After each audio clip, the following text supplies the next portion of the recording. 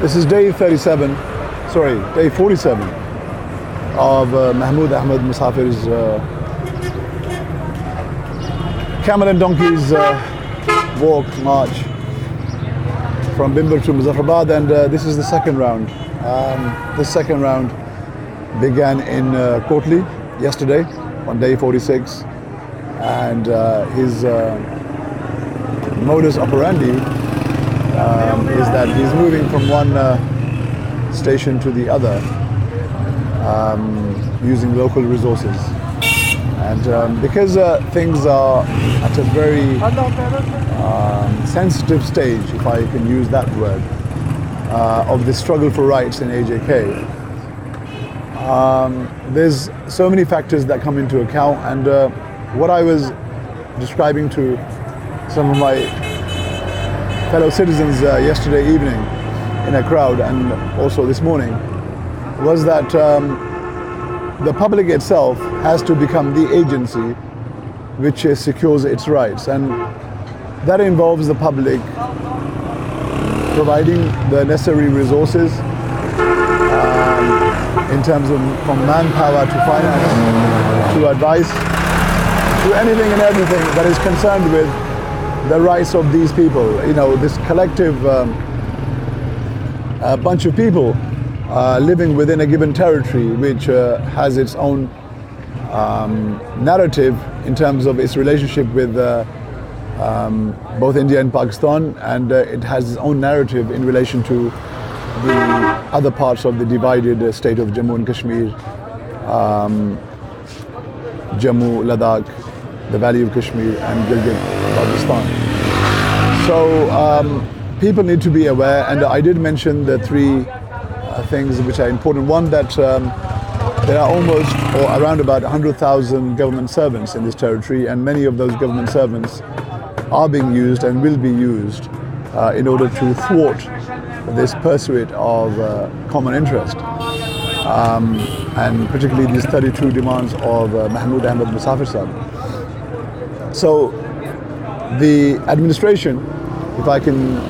term it as that, needs to make a decision whether it's going to support public interest or whether it's going to support those forces that are against the rights of the people here. That's one thing. Second thing, 650 MPs in Britain, and it is my humble opinion that much of what happened in 1947, and I think a lot of academic argument that has been made in prime universities in Britain also recognize that Britain was very hasty in its departure, and perhaps much of what happened, I'm not talking necessarily in terms of the outcome of bloodshed, but certainly many things were done according to how the British wanted, and they had all the resources, all the technical know-how and control basically of everything that happened. So a 3-page letter that I drafted on the eve of my attempted hunger strike in Azadi Chowk, Muzaffarabad. That 3-page letter, it needs to get to each and every one of those 650 MPs, and a written response requested from them, and also the question asked that could the contents of this letter invoke or generate a debate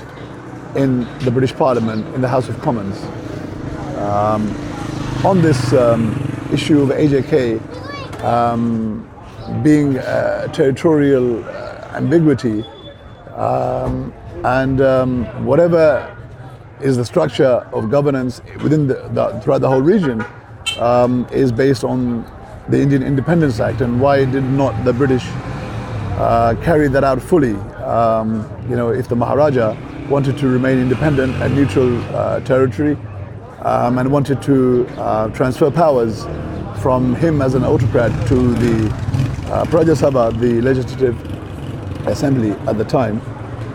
the People's Assembly. At the time, then why did not the British give that serious thought? And a lot of the things that emanated or emerged after that include a narrative that somehow the Maharaja was unsure of what he wanted to do. But of course he was not unsure, he was absolutely sure and clear about what he wanted. How much of what he wanted, how much of that was he able to put to his subjects is also another matter of a debate. But it's been a while, and in terms of 5 minutes 39 seconds and going. So I hope the people in England, particularly, your action of lobbying British parliamentarians could actually save lives there. We're trying to be as proactive as possible, because for those that are controlling this territory, I mean, the loss of lives is not a matter. Name but of the 16th of March is an example, and the way that the mental torture that Mahmood Ahmed Musafir, who we are following at the moment, the mental torture that he's been through and the adversity in which he's operating is something absolutely remarkable, and something from the annals of history, where a man is traveling with 3 donkeys and a camel for the rights of the people, and the people themselves are almost oblivious of what this man is trying to do for them. So I hope people can watch this video and can digest, understand and process the information given in this video, because we, on this day, the 14th of April 2018, we are at a most critical juncture with regards to the status, the future status of AJK, as well as the future status of J&K as a whole. Thank you very much for watching.